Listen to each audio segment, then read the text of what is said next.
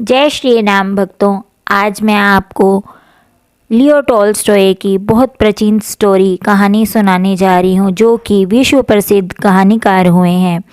पुराने समय में रूस में 3 फ़कीर काफ़ी प्रसिद्ध हो गए। वहाँ का जो भी प्रसिद्ध और महान पादरी था, उनको देखकर काफ़ी ईर्ष्या करने लगा, क्योंकि धीरे धीरे लोग जो थे चर्च में आना बंद करते जा रहे थे। चर्च से लोगों की भीड़ जैसे गायब ही हो गई थी। अब सभी लोगों ने 3 फ़कीरों के पास जाना शुरू कर दिया था। वहाँ का प्रधान पादरी सोचता कि ये तीनों कौन है और मेरे रहते हुए ये संत कैसे बन गए, क्योंकि उस समय एक ईसाईयत में एक प्रथा थी कि जब तक कोई भी इंसान चर्च से मान्यता ना ले ले, तब तक वह इंसान संत साधु नहीं बन सकता था। पादरी बड़ी परेशानी में रहने लगा। पादरी को सोच आने लगी कि लोग चर्च में नहीं आते हैं, चर्च की लोकप्रियता दिन प्रतिदिन कम होती जा रही है। लेकिन एक दिन तो हद ही हो गई। पादरी सुबह से लेकर शाम तक चर्च में बैठा रहा और कोई एक भी व्यक्ति चर्च में नहीं आया। पादरी को काफ़ी गुस्सा आया और पादरी ने निश्चय किया कि आज तो मैं उन तीनों फ़कीरों की खैर नहीं छोड़ूंगा। मैं नहीं छोड़ूंगा उनको, मैं उनको एक अच्छा सा सबक सिखा कर रहूँगा। वह पूरी पादरी की वेशभूषा में डाल कर तैयार हो गया। उसने सोने का ताज पहना और प्रधान पादरी के प्रतीक वाला सोने का डंडा भी लिया और चल पड़ा।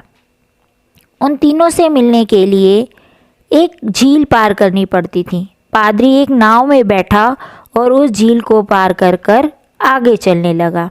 जैसे ही वो थोड़ी दूरी पर आगे चलने लगा, एक पेड़ के नीचे 3 साधे से इंसान बैठे हुए थे। उन्हें देखकर पादरी ने सोचा, क्या ये संत हो सकते हैं? वो तीनों व्यक्ति पालथी मार कर बैठे थे। पादरी उनके पास गया और पादरी ने कहा, क्या तुम तीनों ही वो संत हो जिनके कारण लोगों ने चर्च में आना बंद कर दिया है? उन्होंने कहा, नहीं, हम किस बात के संत, हम तो संत बनने के लायक ही नहीं हैं। ये तो यहाँ के लोग कहते हैं कि हम संत हैं। पता नहीं किसने ये अफवाह फैला दी, जिसे सुनकर लोगों की भीड़ यहाँ आती है। हम तो रोज़ इन्हें मना करते हैं, पर ये मानते ही नहीं हैं और रोज़ यहाँ आ जाते हैं, और हमें भीड़ भाड़ अच्छी भी नहीं लगती। हम जितना इन्हें मना करते हैं, उतनी ही भीड़ हमारे यहाँ बढ़ती ही जाती है, और हम तो एकांत में रहना चाहते हैं। अच्छा हुआ अब आप यहाँ आ गए, आप ही हमें बचाइए, हमें इस भीड़ से भी बचाइए। ये बात सुनकर तो पादरी की खुशी का ठिकाना ना रहा। पादरी बड़ा खुश हुआ और सोचने लगा, अरे ये तो बड़े भोले से लोग हैं, मैं तो इन तीनों की खटिया ऐसे ही खड़ी करके जाऊंगा। पादरी ने पूछा, लेकिन तुम तीनों करते क्या हो? साधु ने कहा, कुछ नहीं, बस इस पेड़ के नीचे हम बैठे रहते हैं और भगवान से प्रार्थना करते हैं। पादरी ने पूछा, बाइबल कहाँ है? तीनों ने अपना सिर पादरी के आगे झुका दिया। पादरी ने पूछा, क्या हुआ? तब साधु ने कहा, अब क्या बताइए आप, अब क्या बताएं? आपको सुनकर हंसी आएगी। हम तीनों ही अनपढ़ हैं, हमें पढ़ना नहीं आता, तो हम बाइबल को रख कर क्या करेंगे? ये सुनकर तो पादरी बड़ा खुश हो गया। उसको लगा, ये अनपढ़ हैं, फिर भी लोग इनके पीछे बेवकूफ़ क्यों हैं? क्यों यहाँ पर भीड़ खड़ी हो जाती है? आज तो मैं इनका पूरी तरह मटिया मेल करके ही जाऊंगा और पूरे शहर के सामने, लोगों के सामने इनकी इज्जत को उतार कर मानूंगा। पादरी ऐसा सोच ही रहा था। साथ साथ पादरी ने दोबारा पूछा, तुम्हें प्रार्थना तो याद होगी ना? साधुओं ने फिर आदर से सिर झुका दिया। पादरी ने पूछा, अब क्या हुआ? फिर क्यों तुमने सिर झुका दिया? तो साधुओं ने कहा, हाँ, बड़ी लज्जा की बात है, आपको ये जानकर खुशी भी होगी, आपको ये जानकर दुख भी होगा कि हमें प्रार्थना नहीं आती। आपको इस बात पे आश्चर्य भी होगा कि हमें प्रार्थना नहीं आती। पादरी ने कहा, हाँ आश्चर्य तो है कि तुम्हें प्रार्थना नहीं आती तो लोगों की भीड़ तुम्हारे पास कैसे आती है, कैसे सब लोग तुम्हें संत कहते हैं। ये बात सुनकर साधु फिर चुप हो गए। पादरी ने कहा, फिर तुम कौन सी प्रार्थना करते हो? तुमने कहा कि हम इस पेड़ के नीचे बैठे रहते हैं और प्रार्थना करते हैं, तो तुम कौन सी प्रार्थना करते हो? साधुओं ने कहा, आपके चर्च की प्रार्थना तो बहुत लंबी है, वो हमें याद ही नहीं है और गलत बोलने का तो मतलब ही नहीं होता। इसलिए बहुत सोचने के बाद, गणित लड़ाने के बाद हमने खुद से ही अपनी एक प्रार्थना बना ली है। यह सुनकर पादरी और जोर से चिल्लाया, क्या? तुमने अपनी प्रार्थना बना ली है? प्रार्थना तो सर्वमान्य होती है, शास्त्रों में लिखी होती है, हजारों हजारों साल पुरानी होती है। जीस को प्रार्थना तो खुद यीशु ने सिखाई है और तुमने प्रार्थना खुद कैसे बना ली? तब साधुओं ने कहा, हमसे बड़ी भूल हो गई, आप हमें क्षमा कर दें। हम अनपढ़ गंवार इंसान हैं, हम कुछ नहीं जानते, हमें क्षमा कर दें। अब आप ही हमें प्रार्थना सिखाएं। आज से हम वही प्रार्थना गाएंगे, वही प्रार्थना करेंगे जो आप हमें सिखाएंगे। हम आपके पैर पड़ते हैं, आप हमें क्षमा कर दीजिए और हमें प्रार्थना सिखाइए। लेकिन पादरी के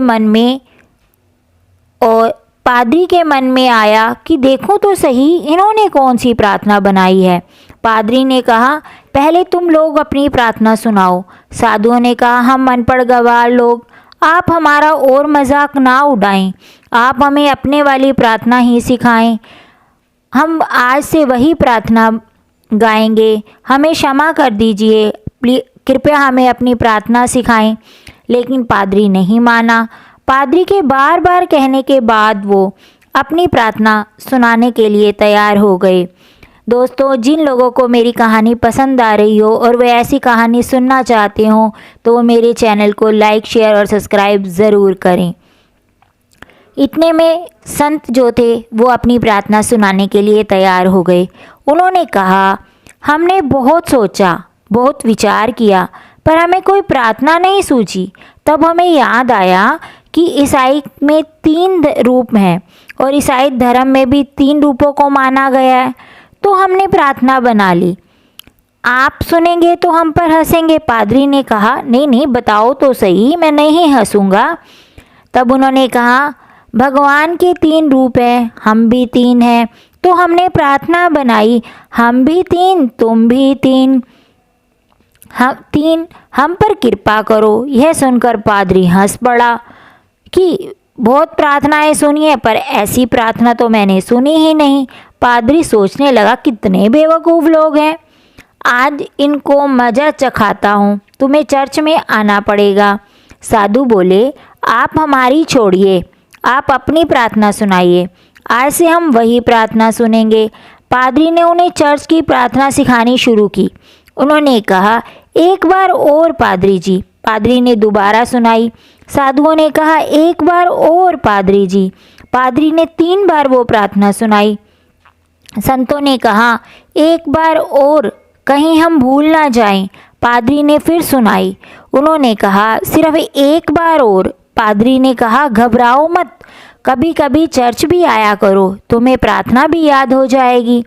उन्होंने कहा, जैसी आपकी आज्ञा। पादरी बहुत खुश हुआ और कहा, तुम डरना मत, मैं तुम्हें माफ़ कर दूंगा और लोगों से भी माफ़ करवा दूंगा। उन्होंने कहा, आपका बहुत बहुत धन्यवाद। पादरी सोचने लगा, चलो एक काम तो ठीक हो गया, इनकी वजह से आने वाली समस्या अब ख़त्म हो गई। ये सोचकर वो अपनी नाव पर बैठकर झील में से जाने लगा।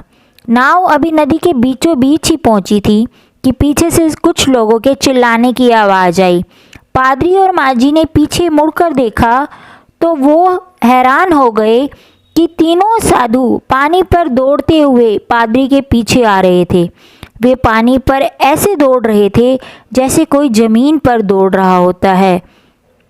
पादरी ने जैसे ही ये देखा तो उसके हाथ से सोने की छड़ गिर गई और इस चमत्कार को देखकर वो हैरान हुआ, क्योंकि आज तक सिर्फ जीसस, जो कि ईसाई धर्म के देवता हुए हैं वही ही केवल पानी पर चल सकते थे।